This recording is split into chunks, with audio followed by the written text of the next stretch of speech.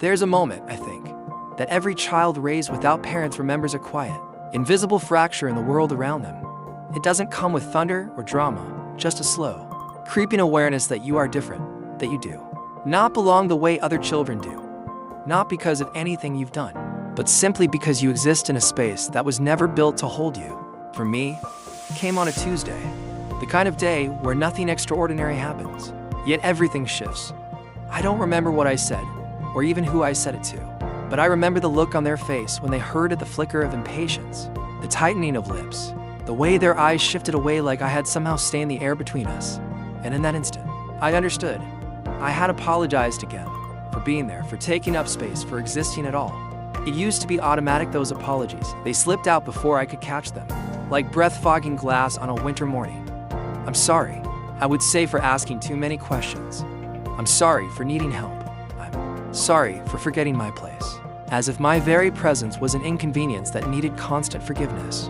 Like I owed the world something for letting me live, for surviving, for still standing after everything. But on that Tuesday, something changed. Maybe it was exhaustion. Maybe it was the weight of every apology I'd ever swallowed, finally becoming too heavy to carry. Or maybe it was the first time I looked at myself and asked, why? Why am I the one always saying sorry? Why is it my job to make people comfortable with the fact that I'm here? Why do I have to shrink so others can feel safe?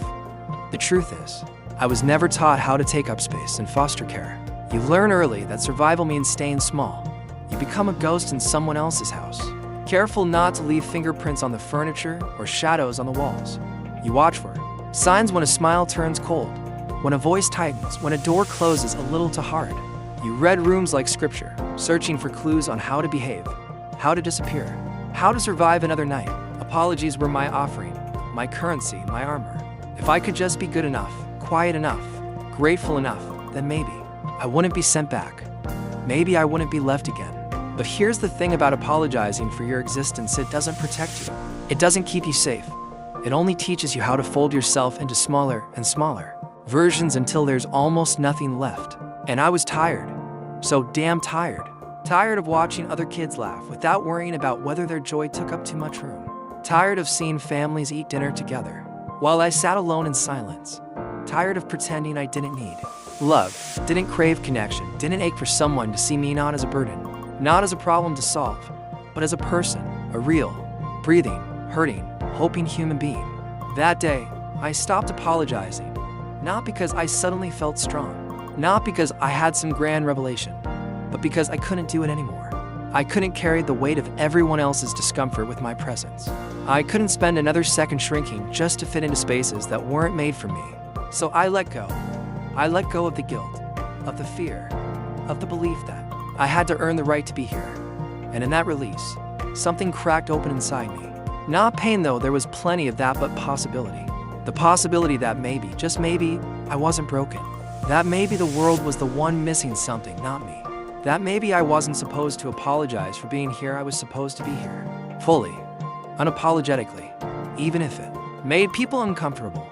Even if it reminded them of things they didn't want to see. Because here's the truth no one tells you. Growing up without parents doesn't erase your need for them.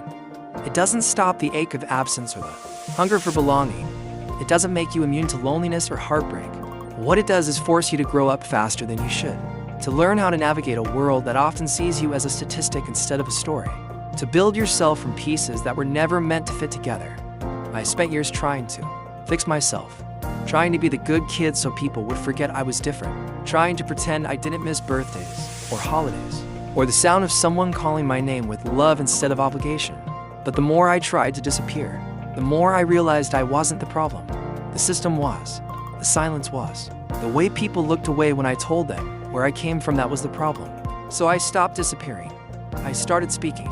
Not loudly, not angrily, but honestly. I told my story, even when my voice shook. I named the grief I carried. I admitted the ways I had failed myself, the ways I had survived. And slowly, something began to shift. Not in the world around me, at least, not yet, but inside. Inside, where the damage ran deepest. I began to heal. Healing doesn't mean forgetting. It doesn't mean pretending the past didn't happen, or that it didn't hurt. Healing means learning to live with the scars. Learning to hold your own hand when no one else will. Learning to say, this is who I am, even when the world tries to write a different ending for you. There were days I wanted to give up, days when the weight of everything came crashing down and I wondered if I was strong enough to keep going. But then I would remember the little girl I once was, the one who curled up in corners and whispered herself to sleep, hoping someone would notice she was there. I would remember her courage, her resilience, her stubborn refusal to vanish, and I would find the strength to keep walking, because I owe her that.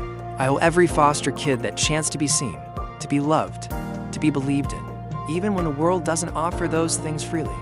Especially then. You see, surviving without parents doesn't just teach you how to be alone. It teaches you how to be whole, how to stitch yourself back together with threads of memory, hope, and defiance. How to build a life from scraps when no one hands you the tools. How to love fiercely, even when love has been taken from you. How to forgive endlessly, even when no one asks for it. And maybe most importantly, it teaches you how to stand, not on someone else's shoulders, not behind someone else's shadow, but on your own feet, with your head held high, with your heart wide open, with the unshakable knowledge that you were meant to be here, that you are allowed to take up space, that your story matters. So now, when I speak, I do it for the ones still waiting, the ones who haven't found their voice yet, the ones who still believe they have to apologize for existing. I speak for the kids sitting in group homes tonight, wondering if anyone will ever choose them, for the teenagers aging out of the system tomorrow, unsure where they'll sleep or what comes next, for the adults still carrying the wounds of childhood, afraid to admit how deep they run. This isn't just my story, it's theirs too, and yours if you've ever felt like you didn't belong, if you've ever been told you were too much or not enough, if you've ever had to fight for the right to simply be. Because the truth is, we all carry something. We all have wounds we hide and fears we whisper into the dark. And sometimes, the bravest thing we can do is stop apologizing for them. Stop apologizing for our pain, for our imperfections, for our survival, for our scars. We are not broken. We are not mistakes. We are not burdens. We are stories written in fire and water, in loss and love, in struggle and strength. We are proof that even in the darkest places, light finds a way to shine. So today, I say this with every ounce of conviction I have left. I will not apologize for existing. I will not shrink to make others comfortable. I will not silence my voice to spare someone else the weight of my truth. I will stand. I will speak. I will be. And if you're listening, if you've ever felt like you didn't belong, I want you to know something. You are not alone. Your story matters. Your pain is valid. Your voice deserves to be heard. And you do not have to apologize for being here. Because the world needs your light, even if it doesn't realize it yet.